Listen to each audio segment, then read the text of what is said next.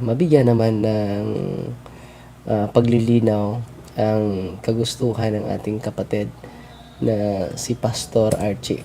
Tingnan natin. Doon ako'y nakita sa post sa usa ka pari sa Romano Katoliko nga si Reverend Darwin Gitgano. Namuot ko tungod kay ilang gitudluan o bakak o limbong ang ilang mga youth nga iyang ibutang sa iyang post o niya iya pa yung gi-interview no. Kaduhan naman to niya nga post katong gi-interview. Niya matod pa sa unan niya nga post nga atong nagpa-picture na ko igsuon nga ako kunong mga sakop nga mibiya na kuno nga rin ako o niya misimba na kuno pagbalik sa mga santos nga mga rebultog larawan kay nimbalik na kuno nila. So ang tinuod ni igsuon ingon ni ini mo na makaingon gyud nga kining mga pare mga limbungan gyud no sa mga tao kay ilag yung patuhuon ang mga tao sa ilang mga limbong ug bakak ba. So dinhi nako napamatud-an kung unsa ka limbungan kining mga pare. Excuse me muna mga kapatid dahil hindi marinig. Iparinig ko lang ha, yung kapatid natin na naghamon sa atin at willing naman tayo na harap sa kanya at meron naman tayong market preaching this coming January 29 at sasagutin natin siya doon sa kaniyang mga sinasabi dito sa live niya. Pakinggan ninyo mga kapatid ha. Isuon kay ilang gilog-ilog adto ni Ricardo Libot ug katong napoy batan-on mga duha ka buok nga samukan sila kayo. Adlok man gud sila nga makuan ang ilang mga membro so apektado sila kayo ni adtong panahon na. Sabi niya, natatakot daw tayo na makuhaan ng mga membro. At dahil dito, tayo daw ay nagsinungaling. Okay. Huwag kayong mag-alala dahil sasagutin natin ito actual no? Sa January 29 kapag nandun ka kapatid. Okay. Tuod igsuon daghan ng mga tao nga nabihan ang ilang mga salabutan o nakakita na gyud sa kamaturan although sabi ni Pastor Archie na marami wala lang mitapon sa marami na daw na nabuksan yung isipan at na-converted na sa kanila. Tayo daw ay takot na makuhaan ng mga membro. Yan po ang kanyang sinasabi. Ako nga pundok ang uban tungod kay naamang ko sa layo pero atuas sa uban nga mga pastor no unya kami nga mga ebangelista igo lang gyud mi musabwag sa pulong sa Ginoo niya makaturok na to siya gamay ang mualima niya na mao na ang mga pastor mo na nga kami maghago may para sa bulaton sa Ginoo na igawali gayud ang mayong balita nga mao si Kristo Jesus. So sinabi niya sila daw na mga ebangelista ang kanilang tahas, ang kanilang misyon ay to evangelize the people. At yung mga pastor na ang bahala sa bunga sa kanilang pagsisiwalat sa maayong balita. At si Kristo talaga yung isiwalat nila. Katong gi-interview ni Reverend Darwin Gitgano nga matod pa sa sakop kuno namo ni Prophet Mascardo kay nag-knives me tinuod man na do natay relasyon. So inamin niya na totoo na connive daw sila, na combine daw sila, na nag-unite force daw sila, no? Inaamin niya ngayon, no? At ngayon lang ako nakikinig sa kanyang sa evangelization niya at sa kanyang sagot. Ngayon lang ako. At mabuti na atin itong pagbigyang pansin mga kapatid, kay mahal kapatid. Or pakigdait no sa Cornerstone Church mga kaigsunan. Unya gidaot po niya ang Cornerstone Church kay matod pagikan ko nito sa atong mga batan-on so sa Cornerstone Church pero dili ko to Cornerstone Church igsuon.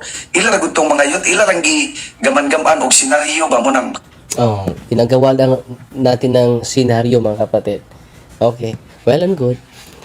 Sasagutin natin yan. Hindi ngayon dahil malalaman niya yung sagot. Magka-prepare na ito sa other question naman kapag sasagutin natin. Pero ang totoo mga kapatid, yung sinasabi natin ay hindi yun, sabi niya ay nag-create lang tayo ng storya. Hindi po totoo yun. Okay? Kita bitaw sa mga batan-on nga makat nga maluoy ta kay gagamit sila og mga so ang mga batanon daw ay nagsisinungaling.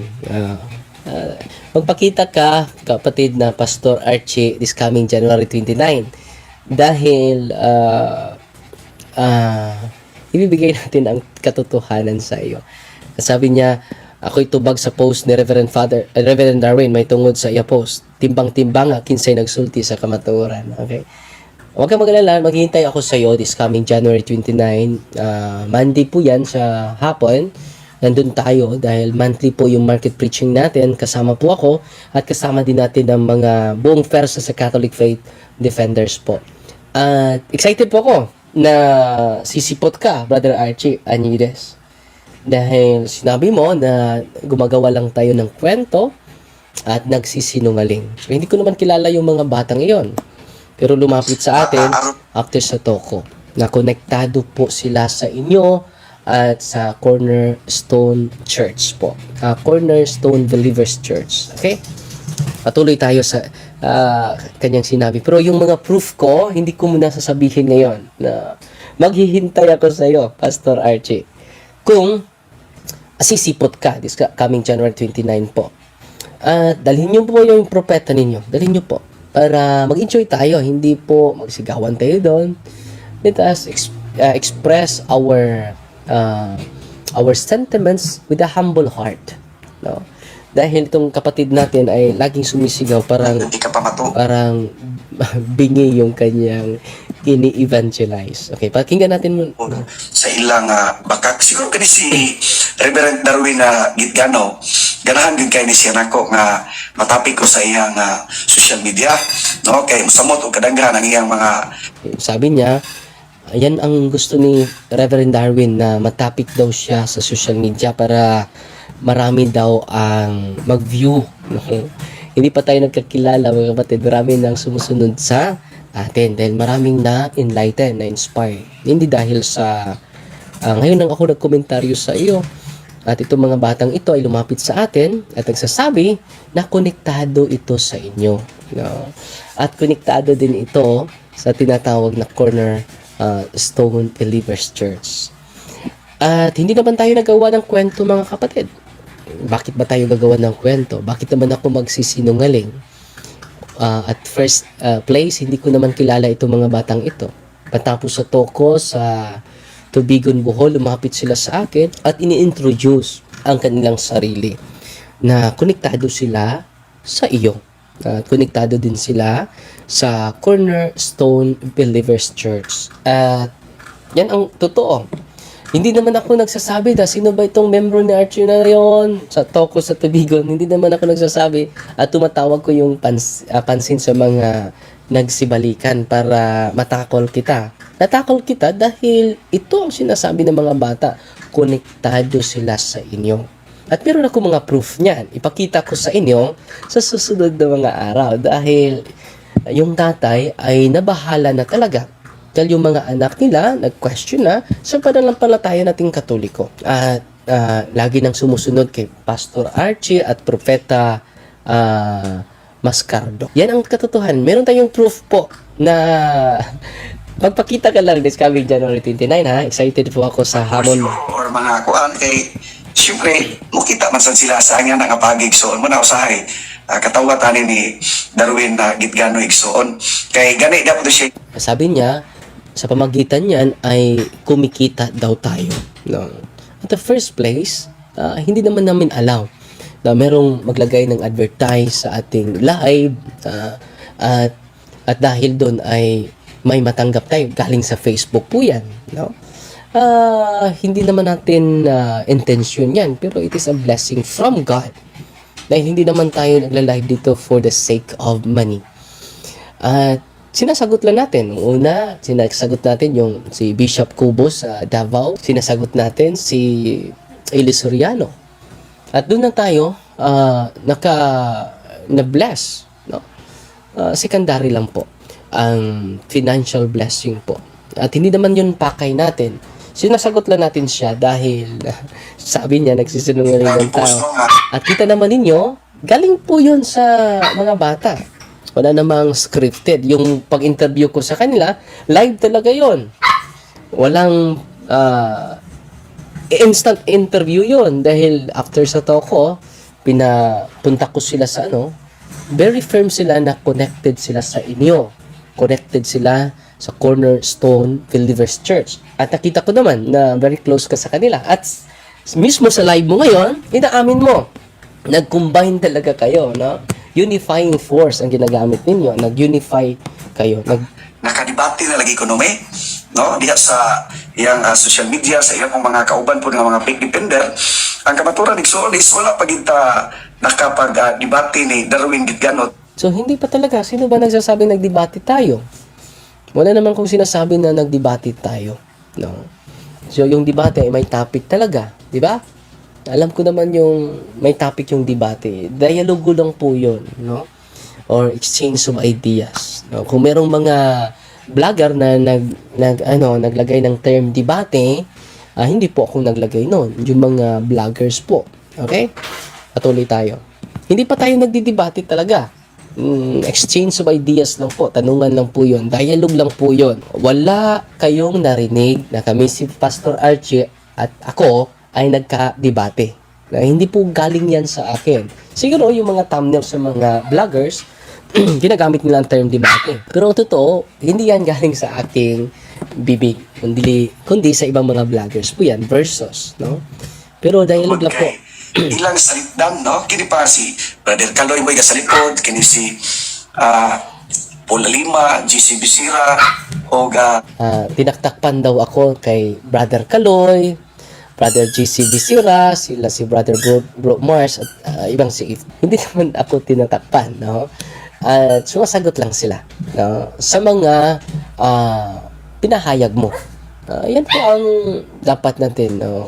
Hindi natin tinatakpan, no? Sinasagot lang namin yung mga komento mo, kapatid. At yan po ang ating karapatan. Karapatan mo din na sasagot sa mga komento ng ating mga katong sa lima na sila kaboka kung na-encounter ilang mga haligi-haligi sa fake defender ba niya. Dili nila ipatubang si Darwin kay madlock maging sila igsoon nga ang mga pare unang-una, hindi daw gusto ni Brother Kaloy, hindi daw gusto ng ibang mga CFT na maka face-to-face kami.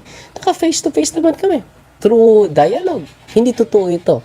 Siya ang gumagawa ng kwento, mga kapatid. No? Kita ninyo yung isda, mahuhuli lang talaga sa kanyang bibig. Ano? Yung isda ay mahuhuli lang talaga sa kanyang bibig. Patuloy. Sinasagot lang natin ito, mahal nga kapatid, with a humble heart, punto per punto, logically, and punto per punto. Lawan juga kung ikaw pare ka magdipinsa ka niya ng mga santos ng mga bato ng mga Sabi niya mapahiya lang daw ako kapag haharap sa kanya. Baka hindi niya nakalimutan niya na hinaharap ko nga yung solid na mga Christian denomination dito sa buong Pilipinas, yung national debater sa Iglesia ni Cristo. Batang-bata pa ako noon. Ngayon na matured na ako. Kung sa bata pa ako, full ang confidence natin. Lalo-lalo na ngayon. No? Triple po, kapatid. Hindi tayo natatakot at hindi man tayo umaayaw. No? Just imagine mag-ahamon ng debate right after. Just imagine, hindi ganun, kapatid. Turuan kita, ha? Hindi ganun. Meron pa yung pre-debate conference, kapatid. Hindi na yan instant. Na, sige, Father, patunayan mo. May pre-debate conference pa yan. May mga rules pa yan na pag-uusapan natin. So, i-review mo yung preparation before the debate, kapatid. Hindi basta-basta yan. Hahanap pa tayo ng moderator na hindi bias, no? Hindi katoliko, hindi din membro mo. Para fair. At ipa-introduce natin yung mga rules sa pag-usapan yan sa pre-debate conference po. At pag-usapan din natin ng mga rules, ang limitation sa oras, 15 minutes ang affirmative stand, no? 15 minutes din ang negative stand, may cross-examination, ganun. Pag-usapan natin anong klaseng debate ang gagamitin natin. Hindi agad-agad, Reverend Father Darwin Gitgano, hahamunin kita ng debate ngayon. So, hindi maganda yan, no? Kapatid, mag-aral tayo. Dagdagan mo yung panahon sa pag-review about sa preparation bago ang debate, kapatid. No? At dahil doon, sabi ko, magtanong ka na lang. Dahil kung gusto mo makidebate, usapan natin. Pag-usapan natin ang paksa, unang-una. Hindi base sa ating pagka-agresibo. Hindi maganda po yan. Very emotional tayo. Mataas yung, kita nyo naman sa mga live natin, mataas yung kanyang, grabe yung pagsigaw niya. No? Katulad lang sila ni Pastor Willie. Dahil, high emotion, low intelligence po yan. Yan po ang payo ko sa iyo, kapatid na Pastor Archie. Okay? Supan sa kahoy, akong pamatud-an nga inyong giilad o gipangwarta ang mga tao, muna nga dili sila kaharong ni Ana Igsool. So, sa mga tao, wala pa yun may naka-debate sukad ni Reverend Darwin. Yung Ribulto talaga yung paborito niya. So, kung lubos mong unawain, nasagot na natin yan. So, ito ang topic na gusto ko na i-prove mo. Yung soldier of Christ mo. Ito hindi yan debatable eh. Inaamin mo na may imahin din sa Old Testament, hindi na yan debatable. Dahil ang bayan ng Diyos may sacred images talaga. Exodus chapter 25, 18:22. Ezekiel 41, 17:21. Now, ang templo ng Diyos ay may sacred images talaga. Amen? So, gusto mo na magandang paksa, ito. Patunayan mo na ang soldier of Christ ay founded of Jesus Christ. Yan, maganda yan na topic. Dahil, para bang ang topic mo lang na nalalaman, Pastor Archie, more on sacred images. Patunayan mo muna na tunay yung simbahan mo. Tunay yung iglesia na inaaniban mo. Dahil kapag mapatunayan mo yan, Pastor Archie, ngayong, right after sa debate natin, basta mapatunayan mo, no? Hihiwalay ako sa simbahang Katoliko. Yan po ang challenge ko sa iyo, kapatid, ha? Okay. Yung revoltology mo na subject, matagal na nating sinasagot yan. Okay? So, ibang topic naman. Okay? Patunayan mo na ang iglesia na tinatawag soldier of Christ ay may connection panahon sa mga apostol, may direct connection, apostolic succession. Yan ang magandang topic. Maghihintay ako sa iyo, ha, kapatid na Pastor Archie Anides. Mahadlok siya. Kung tinuod ka nga, pare, alagad ka sa Ginoo, dinis sa Igsool. Ako, likay naman kita ng mga dibit-dibit, no, ng mga kaya wagi hinungdan, wagi kaput. Sabi niya, naglikay daw siya. No? Ang Tagalog lang likay. No? Hindi na siya gusto na makidebate daw. No, hindi niya gusto. Pero ngayon, naghahamon, no? Naghahamon ng diskusyon, no? Ano ba talaga, kapatid na Pastor Archie? No, gusto mo talaga o hindi mo gusto? No, sabi niya, hindi na ako gusto na haharap sa inyo dahil binulungan ako ng Espiritu Santo na wag na ka nang makikipagdebate. Pero ngayon, naghahamon, no? So, sino ba? Ngayon, kaya ang sinusunod niya, yung Espiritu Santo, ngayon ay naghahamon na siya. May dalawa lang espiritu. Pero dalawa lang espiritu. Sino kaya yung bumubulong sa kapatid natin? Dalawa yung ori ng espiritu, Espiritu Tunto at Espiritu Santo.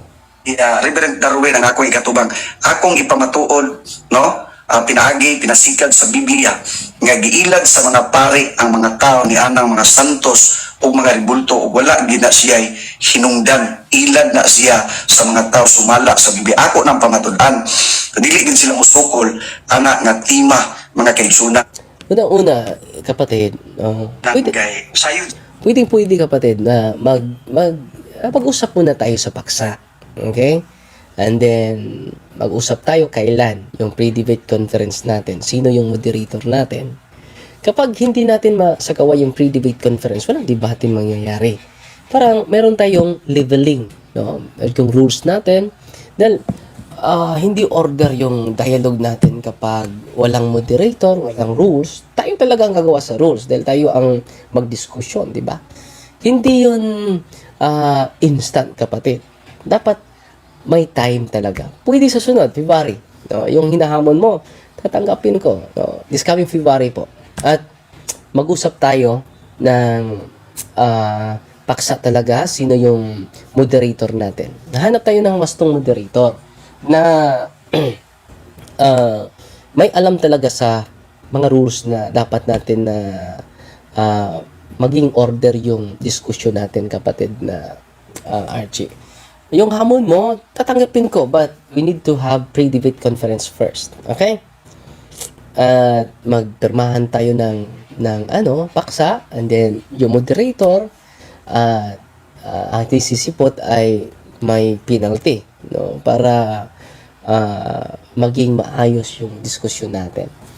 Dahil formal yan formal, hindi yan informal. Hindi katulad mo na sisipot lang at maghahamon, and then right after, hindi maganda yon. Maghanap tayo ng magandang venue at ipopost natin yan para maka-invite tayo ng maraming mga tao. Okay? Sila, no?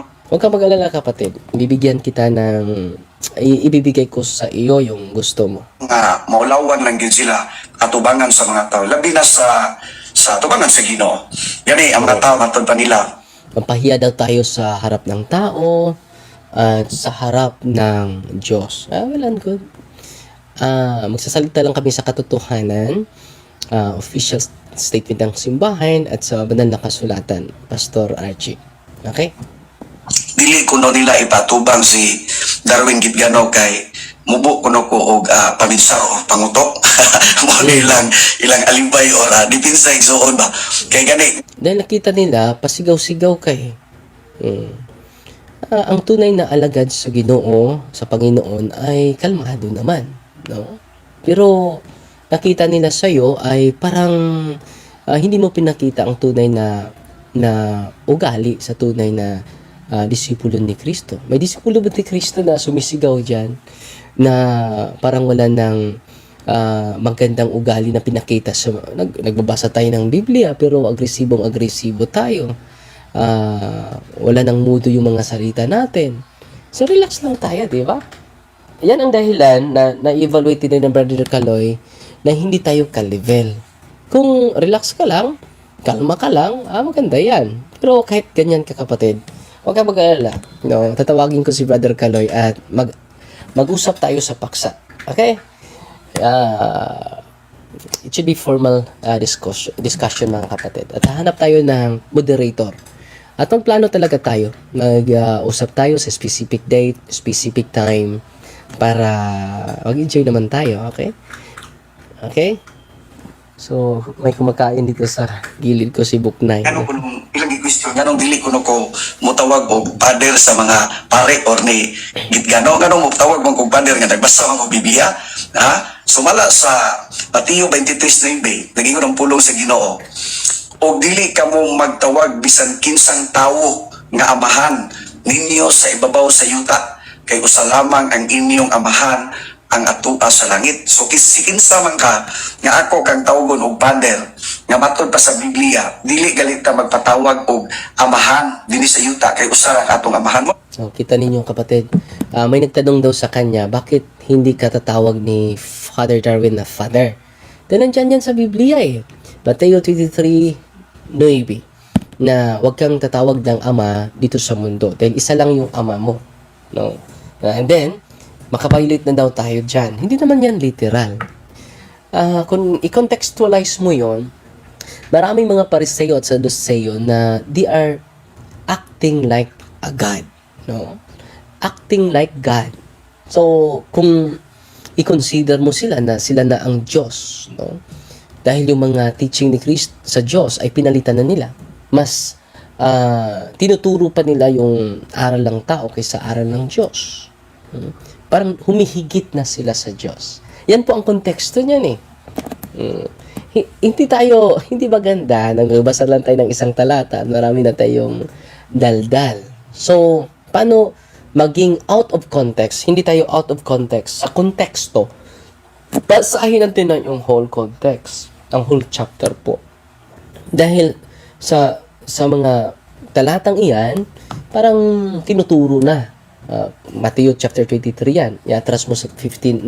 Tinuturo nila yung aral ng tao mas mahigit pa sa sugo ng Diyos. Yan po. Parang naging Diyos na sila. Parang equivalent na sila sa Diyos Ama. Isa lang yung Ama ninyo. Siya ang dapat nyong sundin. Siya ang dapat nyong yung sugo niya ang dapat nyong ipangaral, hindi yung sugo ng kaninununuan natin. Okay? Yan po ang konteksto niyan. Kung literal yung pag-unawa natin sa talatang iyan, Pastor Archie, ano bang tawag sa mga anak mo sa'yo? Dahil bawal ang mong tawag ng ama dito sa lupa. Ano bang tawag sa anak mo sa'yo? Engineer? Attorney? Judge? Hindi. Tatay? Father? Nakabayulit ba tayo niyan? Ang tawag ko sa papa ko ay father. Ang tawag ko sa ninong ko ay father din. Yung ninong natin sa sa bautismo, sa bunyag, sa bautismo. Di ba? So, yan, Pastor Archie. No? Huwag mong basahin literal. Magbasa tayo ng Biblia, it should be contextualized. Basahin natin ang buo. Okay? Hindi lang tayo magbasa ng isang talata and then literal ng literal yung pag-intindi natin. Sabi ni Apostol San Pablo, yung literal ay makamatay. Pero yung espiritu ay nagbigay buhay. Meaning to say, the enlightenment from God. Hindi yung literal por literal lang. Then makapatay po yan. No? Dahil dyan, hindi na kayo nagtawag ng ama sa mga pari. Si Apostol San Pablo, sabi niya, you call me father because I am preaching the gospel. You call me father. I have a lot of sons. I have a lot of children because I am your father because of the gospel. So, dahil dyan, ang mga pare, they are proclaiming the gospel. Therefore, the same with Saint Paul, they become also the father. Amen? Sa una, kaniadto sa wapakoy alamag sa pulong sa Ginoo, kita kong pare, muamin jugo, halos ang akong pagtanaw nila igsuon, akong pagtanaw nila is habog kayo. Pero sa dihang nabasahan ako ang Biblia, diha sa Mateo 23, nga kini day sila, kini mga pare, na nag-ingon diha sa 13. Mateo 23, apan alaot kamo nga mga iskriba, kama, o mga parisiyo, no? Kay mga pare, no? Mga salingkapaw, kay ginalukban ninyo ang gingharian sa langit, sa tubangan sa... So, kita ninyo mga kapatid na woe to you, no? Sadducees and Pharisees, mga pari po yan. Pero hindi po yan referado sa mga pari Katoliko. It is Jewish religion, no? Mga Hudyong pari po yan. So, kita nyo, hindi talaga wasto yung conclusion. Wasto yung binabasa, pero yung conclusion ay questionable. Dahil wala pang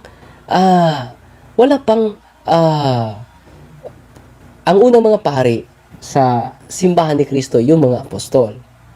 So, he is referring to the priest of Jewish religion, not to Christianity. No? Not to the priest. The first priest is Jesus Christ, the head, the high priest.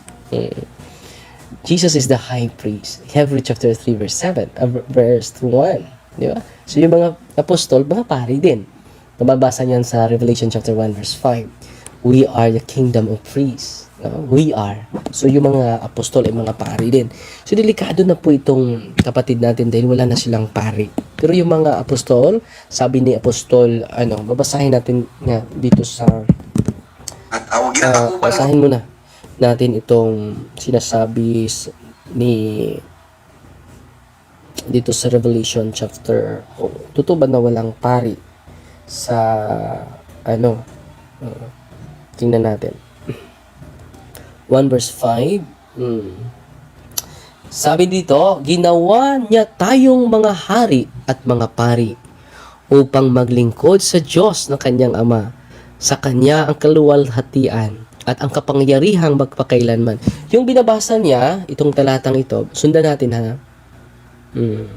So kayo na mag-decide mga kapatid ha, sa ating mahal na kapatid na nagbabasa ng Biblia.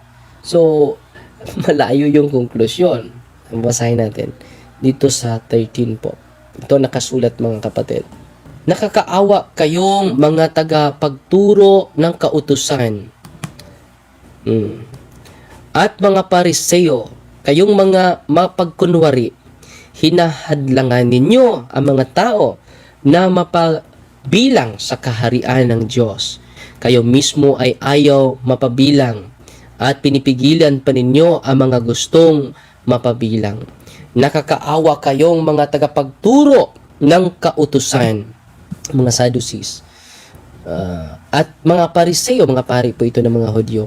Kayong mga mapagkunwari, dinadaya ninyo ang mga byuda para makuha ang kanilang mga ari-arian. Tingnan nyo, it is all about injustices. Meron ng pari na kumukuha ng mga ari-arian. Wala. So kita ninyo mga kapatid, totoo yung binabasa, pero yung conclusion ay malayong malayo. Dahil it refers to the priest of Jewish religion po. Hindi po sa priest of Christian religion. At nakakaawa kayong mga tagapagturo ng kautusan. So hindi po sinasabi dito yung mga pari sa mga Kristyanismo, sa religious Christian religion po. So kita ninyo, yan po ang out of context mga kapatid, na magbabasa lang ng mga talata, wala silang historical context. Sa pag-aral natin ng Biblia mga kapatid, dapat mag-study tayo sa history sa salita ng Diyos. Dahil may historical background yan eh. Kapag wala kang historical background, ang sasabihin mo, yung nasa isipan mo. Hindi mo may contextual contextual criticism, may textual criticism sa pag-study sa banal na kasulatan. Yung contextual criticism, pag-aralan natin yung kultura. Yung textual criticism, pag-aralan natin tama ba itong translation, no? Textual criticism. Pero itong kapatid natin, wala. May historical criticism pa. So, broad yung paraan sa pag-aaral natin sa banal na kasulatan. Hindi katulad nila na magbabasa lang at marami ng comment. So, wala ng historical context, wala ng proof texting lang talaga. Ano ba yung proof texting? Nagbabasa lang ng talata, and then ano yung naintindihan nila ngayon, ano yung kultura nila ngayon, ano yung naunawaan nila ngayon, ay maghahanap sila ng talata na naayon sa kanilang prinsipyo, naayon sa kanilang sariling unawa po. At yan po ang kakulangan mga kapatid. Hindi po maganda yan mga kapatid. Dahil out of context po yan. So, i-shout out natin ang ating mga mahal na kapatid bago tayo magpatuloy kay Pastor Archie. Ginasirandaan nila, no, ang puntahan sa langit, no, kay katubanan sa mga tao kay kino-close down natin. So out of context po 'yon. Ang nandun, ang audience niya, na ito po ang historical context. Ang audience po ni Kristo during the time na sinusulat naman ni Apostol Mateo ay ang mga Pariseo. Ang mga Sadduceo, klaro-klaro, malinaw na malinaw sa binabasa niya at sa ninarate niya. So, hindi po yon mga paring Katoliko.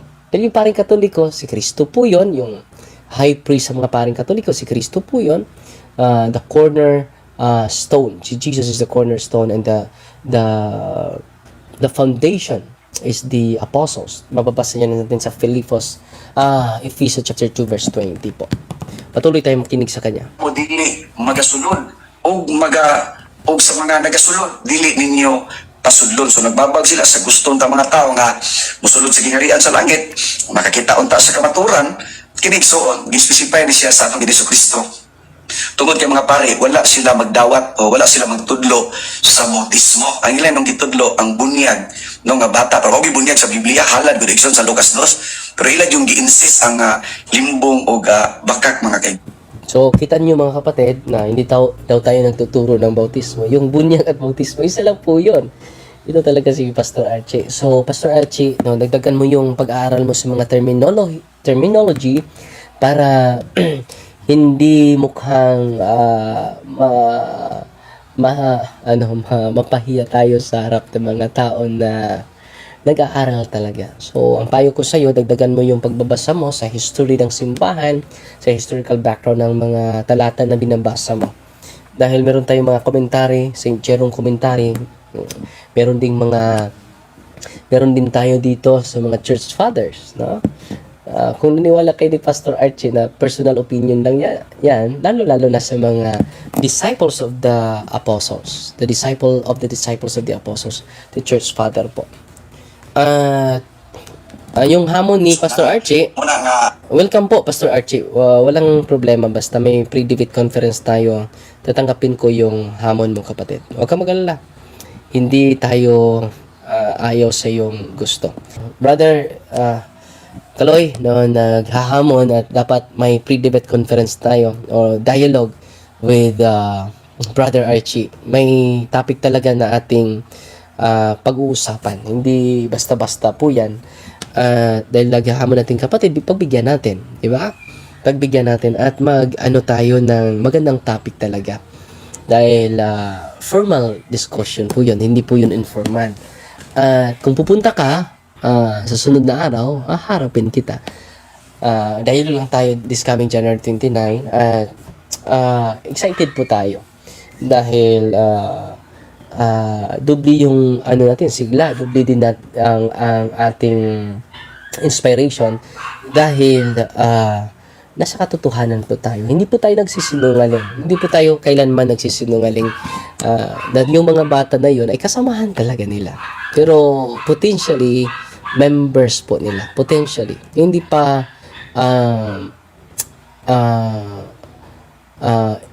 actual na 100%.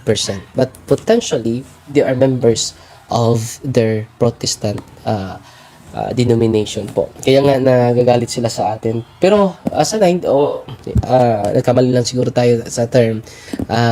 Nag-react lang sila sa atin. Dahil sinabi natin yung katotohanan talaga. Hindi naman tayo naggawa ng kwento dito, but sinabi na lang natin ang katotohanan dahil hindi naman natin kilala yung mga batang iyon. At lumapit lang sa atin, okay? So, Fighty Maria, Tatak CFD with a humble heart. God bless you po. The Lord be with you. May Almighty God bless you in the name of the Father, and of the Son, and of the Holy Spirit. Amen. God bless.